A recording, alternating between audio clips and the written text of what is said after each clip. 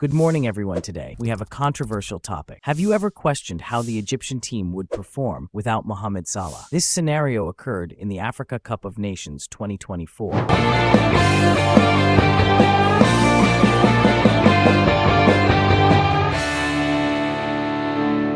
But what is the big picture to this situation? Before we start, don't forget to like and subscribe. First, let's discuss Salah's injury. In Ghana and Egypt match, it started strongly for Ghana, but Egypt continued to try to maneuver through the field. But starting from the minute 26, Salah started to feel numbness in his hamstring until he did not tolerate the pain in the last 2 minutes in the first half. Egypt lost one of its substitutes. It was suggested that to leave Mohamed Salah in the field till they finish the first half and then start to find a solution to this problem. Salah is a very important card to the team, or that is what everyone thought. Salah is one of the most notable footballers in Africa, and his absence was like a big dark cloud on the team. He was like the saving angel for the team and a threatening player to the opponents. This is very noticeable whenever Salah touches the ball. The whole team starts to rush against him, trying to stop him at any cost. Salah is an Egyptian player with European experience. Salah got creativity in breaking down the defense lines and scoring memorizable goals. Whenever the Egyptian team is pressured through the match, Salah always comes up with the clutch, using his ice-cold finishes as crucial times to secure countless times of victories. After the first half, when Salah left the match, Egypt was depending on Mustafa Fadhi as a substitute to Mohamed Salah and having Ahmed Hegezi as the team captain. As always, most of the predictions and statistics goes to Egypt. Egypt's situation is currently weak. You lost one of the best players in your team, and you did not score a goal yet, but they came back at the minute 69 by one of the highest performing players in the match. The goal was scored by Omar Marmoush. Ghana responded to that with a fast goal on the minute 71. The second half stats says that the predicted goals are for Egypt. These stats occurred because the second half shots were 10 shots, but only 4 were towards the goal, and 3 of them were blocked. But how was Salah's performance before the match? Everyone agrees that Salah was not doing his best in the past matches. This resulted in many accusations from the media. Some said that Salah is saving his energy and trying not to get injured because he values his other team more than Egypt. Others said because of his European experience, he cannot perform his best with the Egyptian team because of the gap in performance and the different play style between Europe, which is a tactical fast pass, and the Egyptian, which depends on the individual, and to provide opportunities to the team's star to score a goal. In this situation is Mohamed Salah. Most media are using Salah now as a selling title by telling false information and using his name in fraud titles, such as is he a traitor or lazy player, or even start questioning his loyalty to the country. Surprisingly, the match ended with a draw of 2-2, and Egypt's next match will be with Cape Verde. But how will Egypt perform in this match without their team captain Salah? Let's see how Egypt put their plan and tactics. Are you enjoying the video? Consider a like and a subscribe. Staring the match at first, with Egypt missing their star Mohamed Salah, Egypt began the match with the 4-3-3 tactic,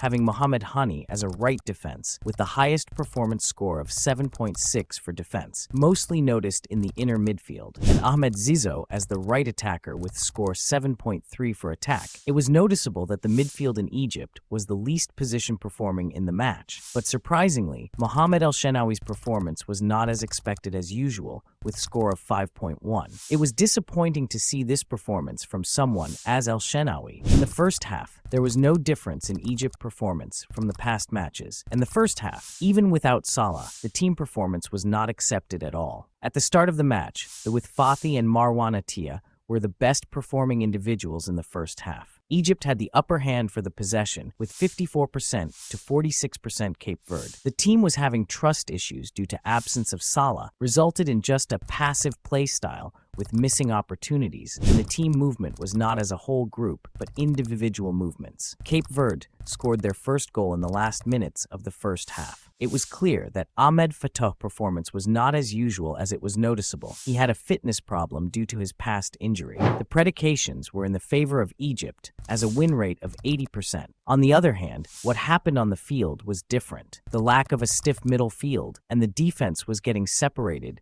during the first half. So according to what happened, is Mohamed Salah the core component of the team, or the problem is with the Egyptian defense line? The solution for all of this was just a minor change. Starting off the second half by changing the format of the team, no one thought that the slight change could change the whole scenario. Egypt went to the 4-4-2 tactic to solve the problem of the middle field. Because if you're losing and your goalkeeper and the defense was not at the peak performance, at least have a good attacker. Changing Fadi and Fato with Trezeguet and Mohamed Hamdi on the minute 46. How could a slight change affect the match? People were questioning, but all of these questions were erased on the minute 50, just after 4 minutes on the field. Trezeguet scores the draw goal for Egypt by an assist of Hegazi. The whole team was hyped up again, even pushing more and more towards the opponent's goal by having 15 shots to Egypt, 4 to Cape Verde. Because of these heavy attacks that were unsuccessful, Egypt lost some of its positioning.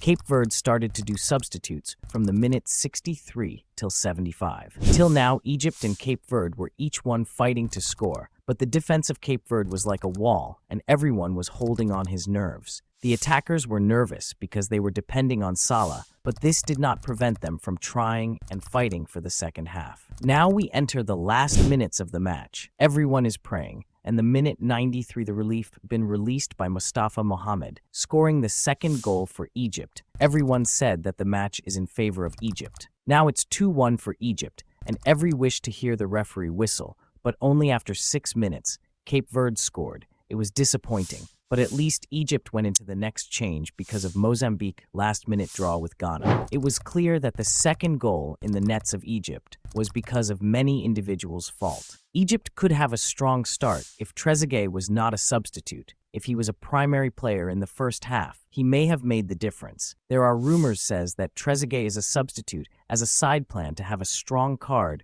whenever is really needed. The best combination Egypt could provide is having Trezeguet and Imam Ashur as his supporter in the field. Mustafa Mohamed also needs to get more trust and be more confident. Will Egypt change their tactics? Will Salah come back to the team? Or this is the end of road to Egypt in this tournament? Many questions are waiting for an answer, but don't worry about it. We will answer everything in the next videos.